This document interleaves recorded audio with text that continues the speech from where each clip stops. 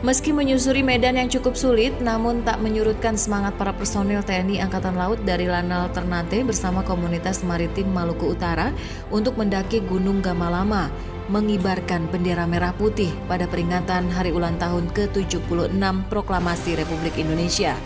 Sehari jelang peringatan proklamasi kemerdekaan, 45 personil Lanal Ternate dan komunitas maritim ini berangkat menuju puncak Gunung Gamalama dari Kelurahan Moya.